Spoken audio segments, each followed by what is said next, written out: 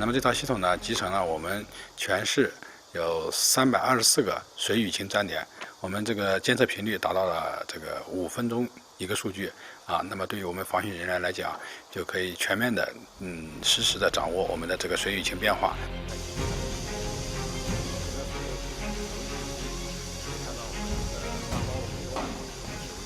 在03年到08年，历时5年，投资20多个亿，终于建成了这样的一个运动大包围啊。那么建成以来，我们大包围累计排水量已经达到了30多亿方啊。这个我们城区的水位始终控制在一个安全的水位下。现在防汛做的比较好，因为这个可以调枪的嘛。以前我们那个你像低洼的地方，实力上都有好几个地方都有验的，现在都好了，比较平稳，心里上就踏实了。